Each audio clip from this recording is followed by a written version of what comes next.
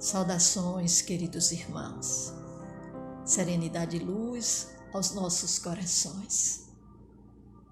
Estamos de volta para dar continuidade ao nosso estudo semanal da obra O Consolador, do Espírito Emmanuel, através da psicografia abençoada de Francisco Cândido Xavier. Como comentamos na semana passada, hoje continuaremos na abordagem da religião, falando de espiritismo e, mais especificamente, de prática. Rogamos o auxílio dos benfeitores espirituais, facilitando o entendimento do conteúdo que hoje estudaremos. Que sejam momentos serenos e fecundos.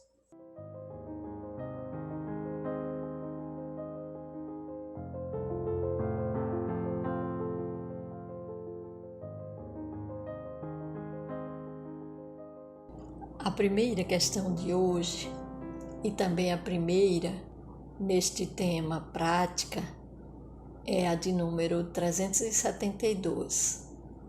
Como deveremos entender a sessão espírita?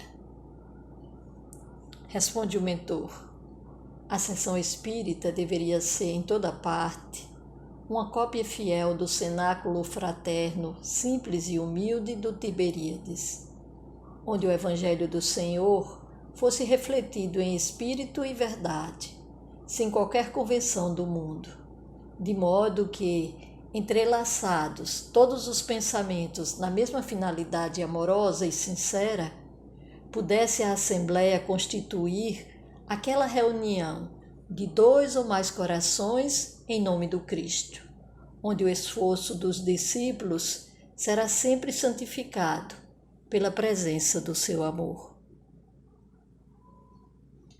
É importante entendermos que sessão espírita, nesse contexto, não se refere especificamente à sessão mediúnica, mas às sessões doutrinárias em geral.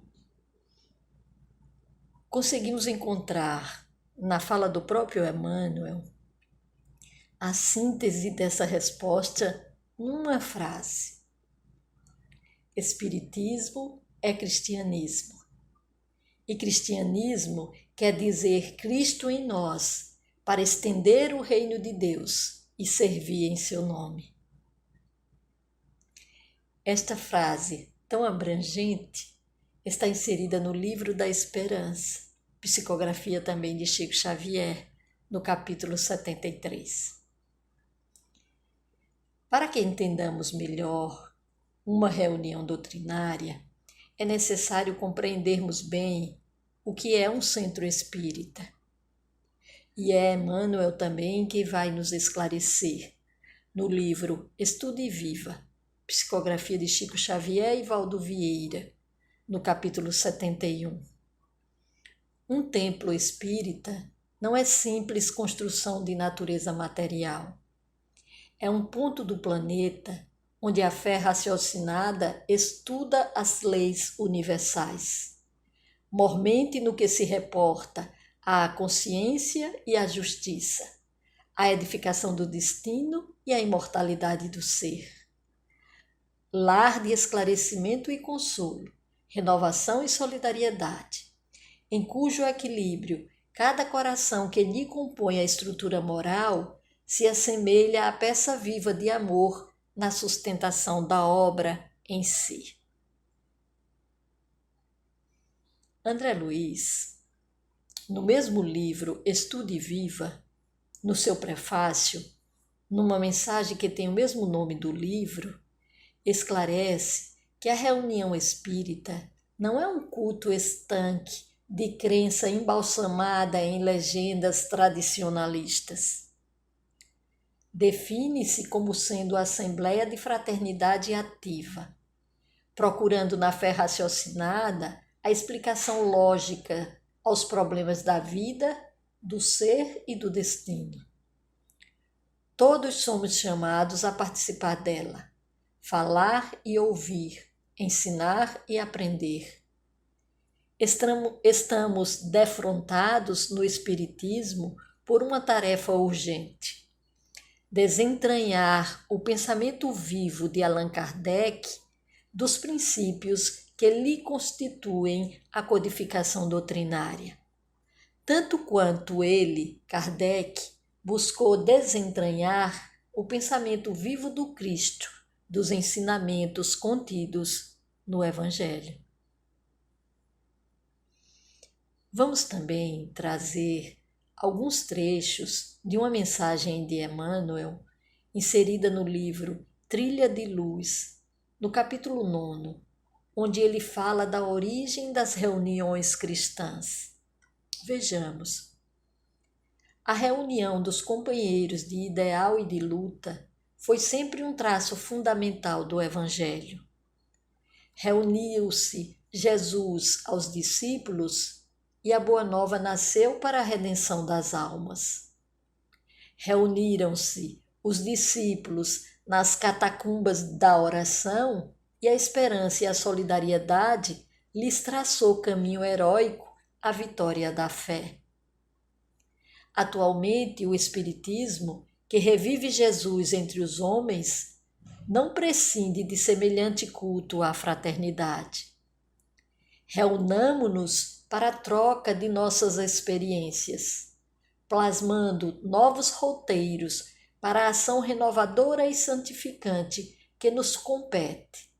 Mas qual aconteceu no princípio da divina mensagem do Cristo, reunamo-nos aprendendo e auxiliando, trabalhando e servindo, para que, em melhorando hoje a nós mesmos, possamos esperar amanhã pela terra melhor.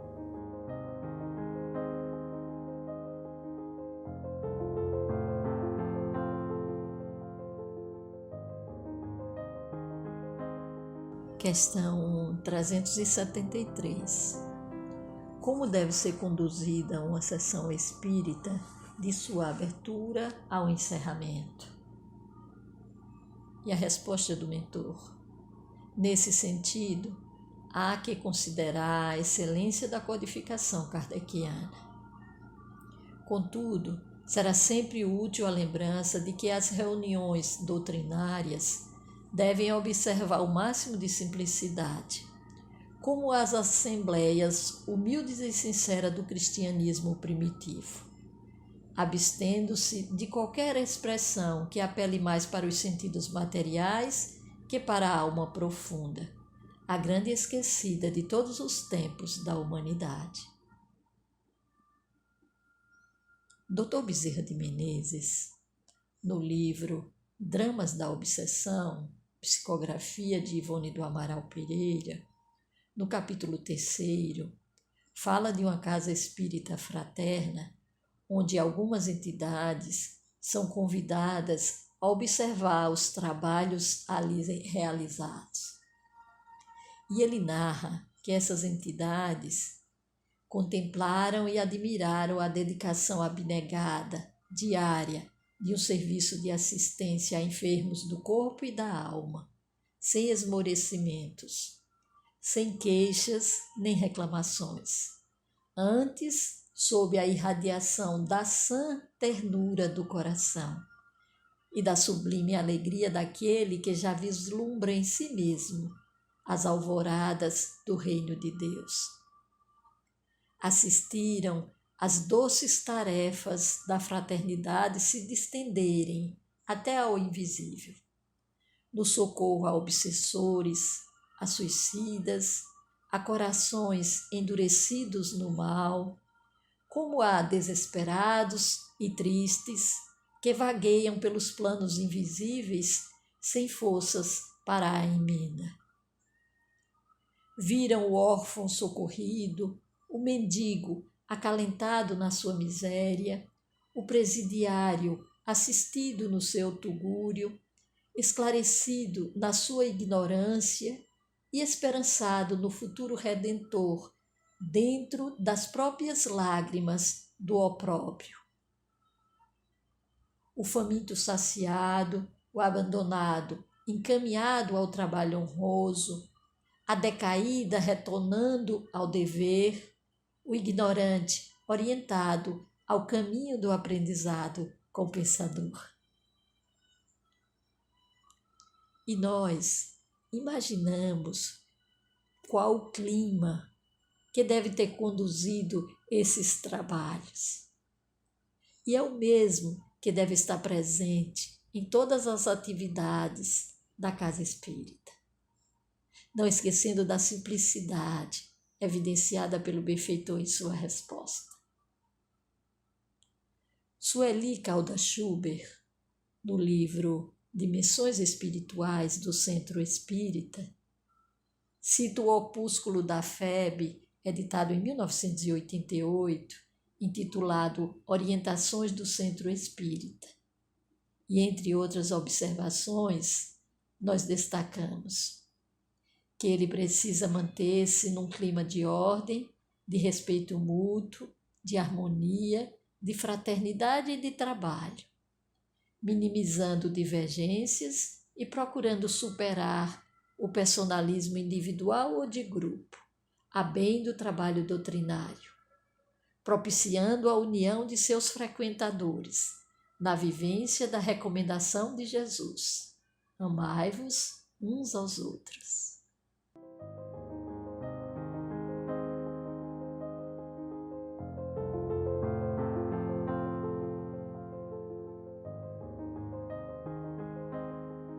Questão 374. Nas sessões, os dirigentes e os médiuns têm uma tarefa definida e diferente entre si? E a resposta de Emmanuel: nas reuniões doutrinárias, o papel do orientador e do instrumento mediúnico devem estar sempre identificados na mesma expressão de fraternidade e de amor, acima de tudo. Mas existem características a assinalar para que os serviços espirituais produzam os mais elevados efeitos, salientando-se que os dirigentes das sessões devem ser o raciocínio e a lógica, enquanto o médium deve representar a fonte de água pura do sentimento. É por isso que nas reuniões onde os orientadores não cogitam da lógica e onde os médiuns não possuem fé e desprendimento, a boa tarefa é impossível, porque a confusão natural estabelecerá a esterilidade do campo dos corações. No livro Desafios da Mediunidade, psicografia de Raul Teixeira, no item 101, encontramos o seguinte questionamento: há inconveniente no fato de o dirigente da reunião mediúnica também funcionar como médium, dando passividade durante os trabalhos? E responde o espírito Camilo: é desaconselhável essa prática. Nada obstante, consideremos que tanto o dirigente quanto o médium, propriamente dito, estejam sob a ação do invisível, a realidade é que cada função exige desenvolvimento distinto.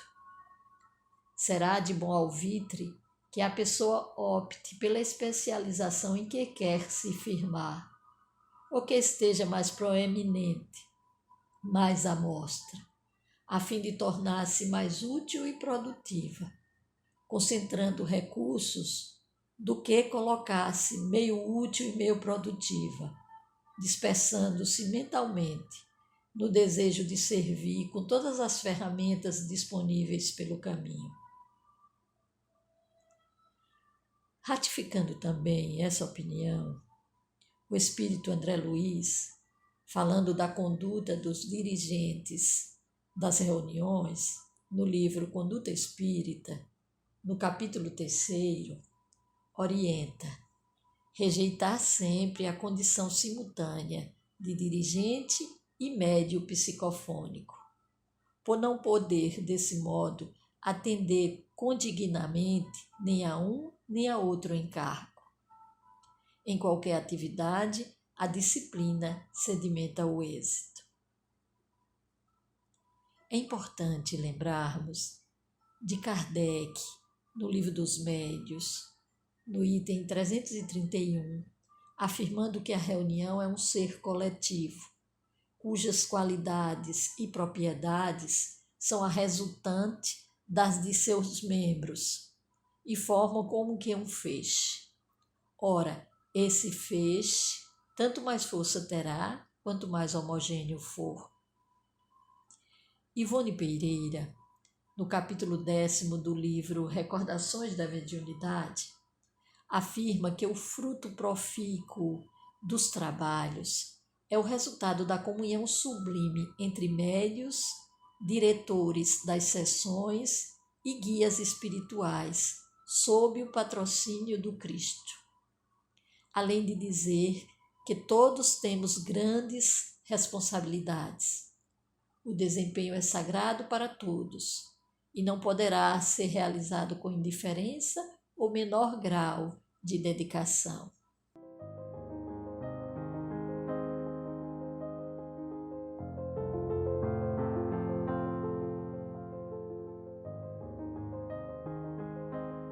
Questão 375.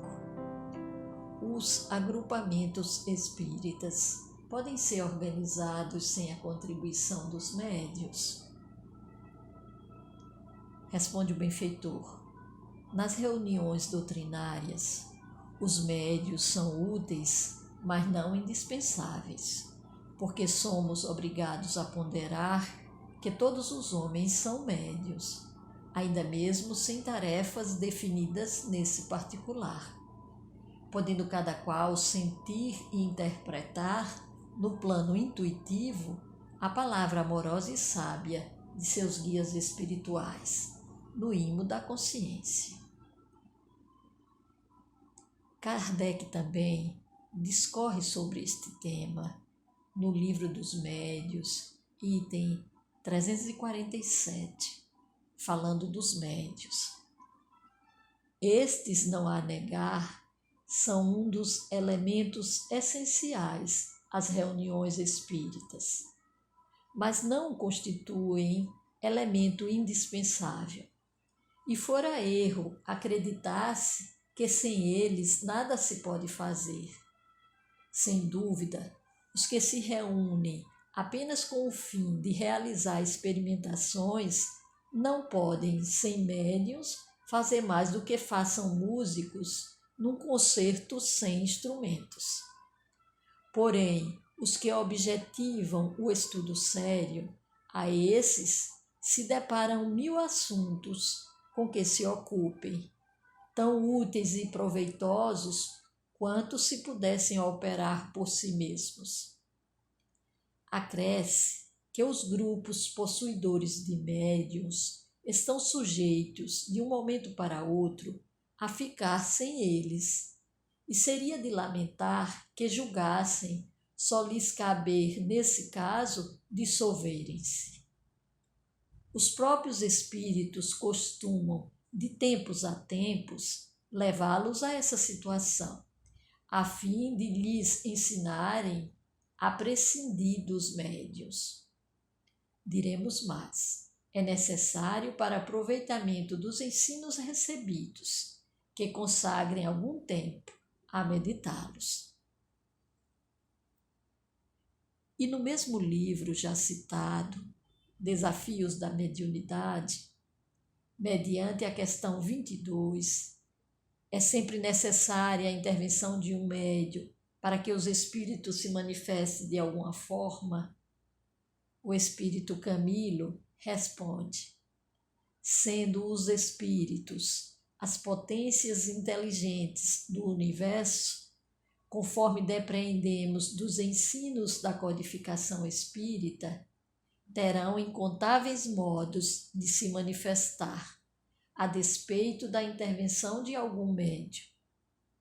Entretanto, para que se configure um fenômeno de interação mediúnica, ou para que se apresente algo deles no campo físico, os desencarnados contarão sempre com a participação dos médios, estejam eles conscientizados ou não de sua participação.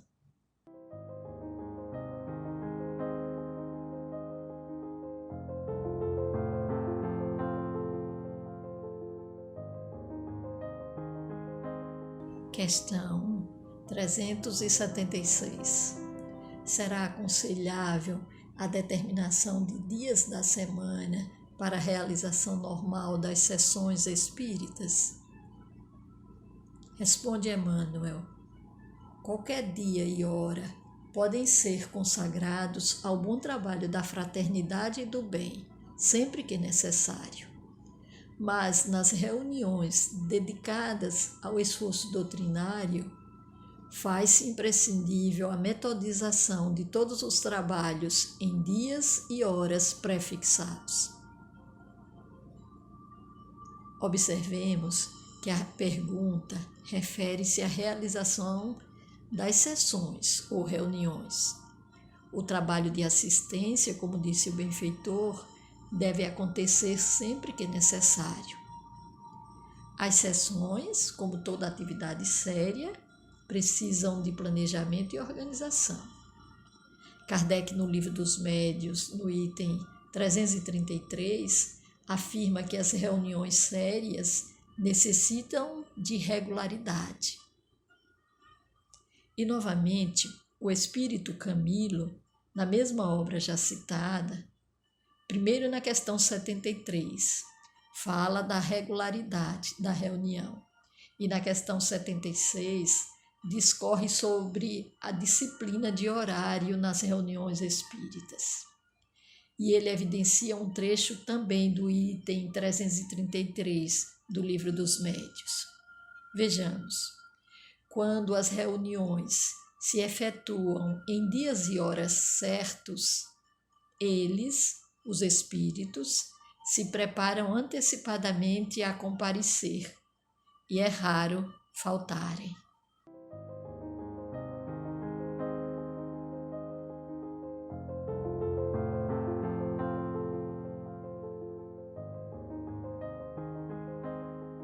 Questão 377. Há estudiosos da doutrina que se afastam das reuniões quando as mesmas não apresentam fenômenos. Como se deve proceder para com eles? Responde Emmanuel. Os que assim procedem testemunham por si mesmos plena inabilitação para o verdadeiro trabalho do espiritismo sincero. Se preferem as emoções transitórias dos nervos ao serviço da autoiluminação, é melhor que se afastem temporariamente dos estudos sérios da doutrina antes de assumirem qualquer compromisso. A compreensão do espiritismo ainda não está bastante desenvolvida em seu mundo interior, e é justo que prossigam em experiências para alcançá-la. O êxito dos esforços do plano espiritual em favor do cristianismo redivivo não depende da quantidade de homens que o busquem, mas da qualidade dos trabalhadores que militam em suas fileiras. É muito importante entendermos o que nos motiva, o que nos leva a buscar a doutrina espírita. Queremos aprender, ajudar, trabalhar, evoluir. O que nos motiva? Emmanuel, no livro Bênçãos de Amor, no capítulo 13, elucida. Os orientadores da vida maior não se expressam junto de nós exclusivamente através da máquina mediúnica, especializada em suas funções técnicas. Mais que isso, aproximam-se de nossa expressão verbalística e tomam-nos a palavra por fio transmissor de ensinamentos preciosos ou por veículo de medicação eficiente aos que nos acompanham detendo problemas mais asfixiantes que os nossos. Cada Assembleia Espírita Cristã é acompanhada de corações sequiosos de reconforto e de luz. Desencarnados e encarnados, em obstáculos escuros na própria vida, esperam de nós o socorro providencial que uma simples frase, muitas vezes, pode realmente estabelecer.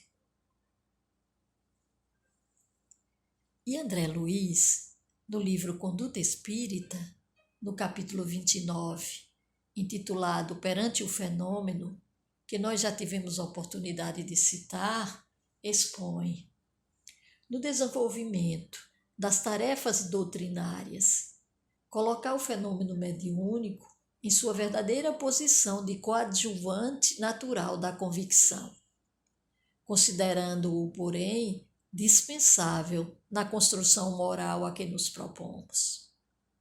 A doutrina espírita é luz inalterável. Ante os imperativos da responsabilidade moral, todo fenômeno é secundário. Viver segundo o Evangelho, eis a nossa necessidade fundamental.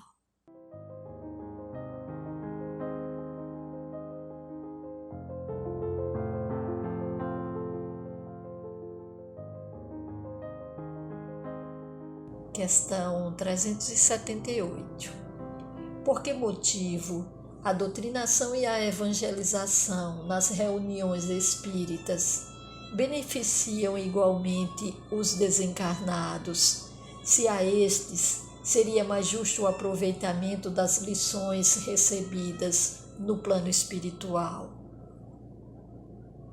Responde o benfeitor: grande número de almas desencarnadas nas ilusões da vida física, guardadas quase que integralmente no íntimo, conservam-se por algum tempo incapazes de apreender as vibrações do plano espiritual superior, sendo conduzidas por seus guias e amigos redimidos às reuniões fraternas do Espiritismo evangélico, onde, sob as vistas amoráveis desses mesmos mentores do plano invisível, se processam os dispositivos da lei de cooperação e benefícios mútuos, que regem os fenômenos da vida nos dois planos.